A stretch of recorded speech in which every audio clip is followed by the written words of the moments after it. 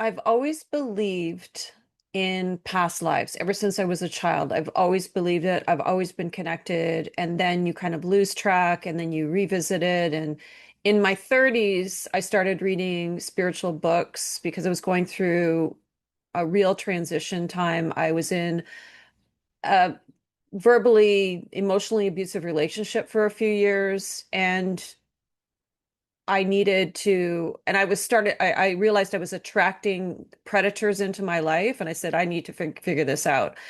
And so I used to go into the bookstore and I would stand there in the self-help spiritual section. They were together. And I said, tell me what I need. And books would either fall or I would just be drawn to certain books. And that's how I saved myself. I've always trusted in the universe. I've always trusted that we're being guided, whether it's by our higher self, which I believe now, or by an outside source, whatever it is. I always felt I was protected, and I always trusted that. So that was kind of set me on a trajectory of great things. It made me feel confident and secure in myself that I was going in the right direction and that I wasn't and I started attracting good things into my life. So you can get lost and you can always come back. That's what I found. And that's when I met my husband. It was like I just knew he was. People used to ask me, "What are you looking for? What do you want in a person?" And I always said, "I know what I don't want. I've had enough of what I don't want, but I didn't know what I wanted. I didn't know what I needed until I met him. And when you meet the person that's right for you, you know that, and you know they're good. He was a good person. And we were both getting out of relationships when we met. We became very good friends. We used to laugh and it was really good.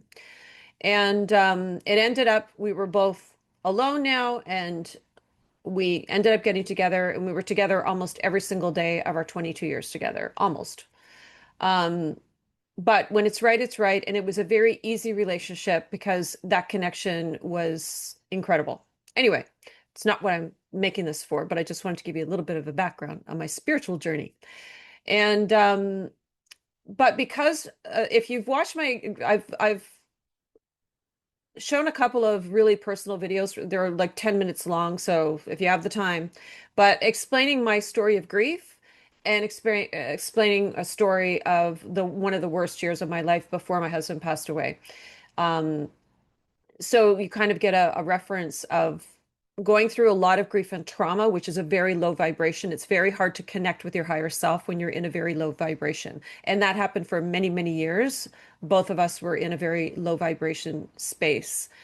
And starting to come out of it, I started looking for signs. I had never had signs from like ghosts and things like that. I've always believed in spirits, but I've never, that I can remember, other than being a child, seeing anything as an adult that confirmed things. But I'd always had this knowing, and I never doubted that, even though I didn't experience it.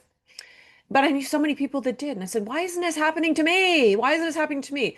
And I was certain that when Daniel passed away, because we were so close and so connected and so in tune with each other, that I would, you know, but I think, because it did happen. I will get to that.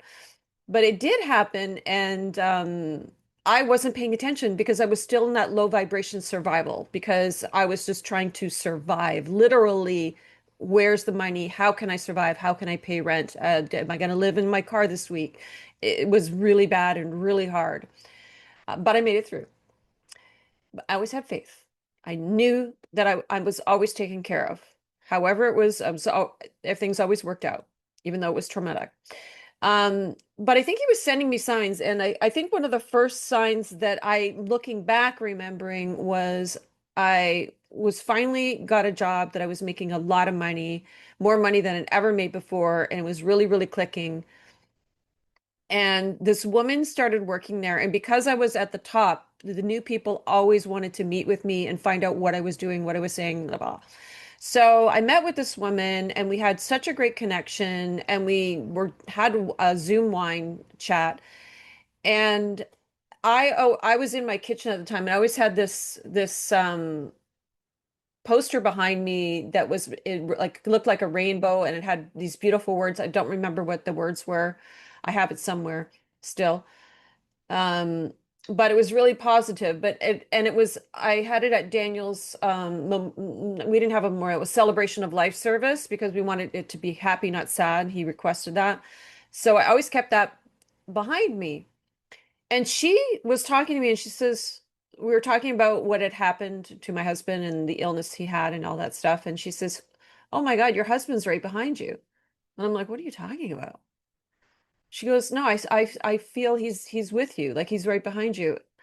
And then I look and I go, "Oh my God, why would she say that? She didn't know him. She didn't know me, nothing." And it was just a weird experience, but I thought about it later going, "Oh my God, that was maybe it wasn't my first time, but it was the first time somebody had to like knock it into my head, right?" Um, she left. She never came back to the job. She called in sick and never came back. I felt she was there just for me now because she was only in the company for a week, met with me, left and never came back, and that was I will never forget that moment. And then that was yeah, and then several months later, around our anniversary was November 1st. Around November 1st of I think it was 2020, um, the phone that he used to hold before he passed away, where we were like we were WhatsApping on, I still had it.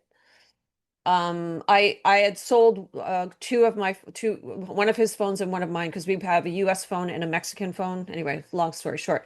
So I kept his for US and I kept my Mexican phone. And his phone started turning on randomly and it would go to it would do weird things. I was making videos at that time in my kitchen, like trying to make money somehow, like cooking videos, like I was going to be a cooking star. Didn't happen. Um, anyway, so I was saying good morning on Facebook and I said, "Hey, good morning. I'm going to the coffee shop and blah, blah, blah." And all of a sudden the phone turns on. It starts dialing the owner of the cafe while I'm saying that. And you see me on camera doing that. I was like, "What the hell?" I believe that was Daniel. I don't care what anybody says, but I believe it was him now. At the time I was like, "What the hell's going on with this phone?" And that was around our anniversary. And I couldn't unlock the phone. I couldn't do anything. It was just like stuck. And then a week goes by and then the phone's back to normal again. And then at Christmas time, it was Christmas night.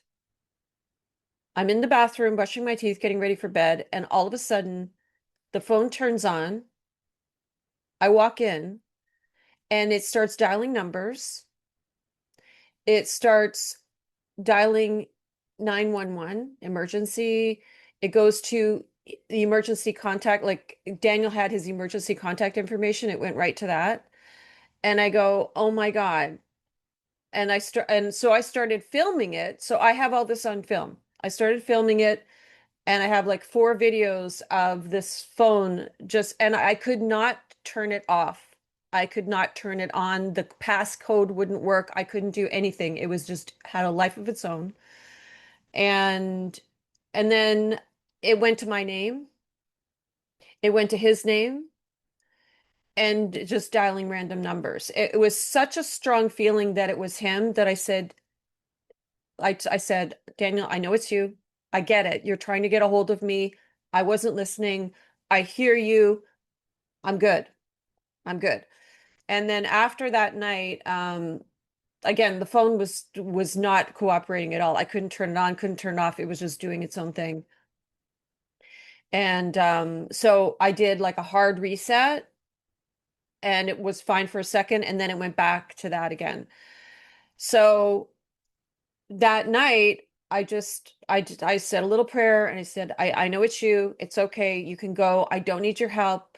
I don't need your protection. I'm good. Move on. And within a day or so, the phone was back to normal. Never had a problem with it ever again. And That's why I believe in something. I like that. That was kind of like a forced belief. But I've always believed, and I've never had this experience, so I have had it now, and it's good. So I've shared that with a select few of people, and it was quite a profound experience. But I believe he was trying to get a hold of me many, many, many times. I actually have a photo of me with sunglasses, and the reflection is of him. I sent that to a few people. So I got it, got the message. We may not all have those experiences, and that's okay. And but I just kind of wanted to give you guys a view of my thought process and what I've been through, and that I do the work that I do now to help as many people as possible to reconnect with their higher self. That's it. And to feel better, to get the clarity, to move to the next step, to really understand that we are perfect souls. We're here to experience our humanness. And I hope that I can really connect with as many people as possible and work with you and really help you get to the next level and feel whole again.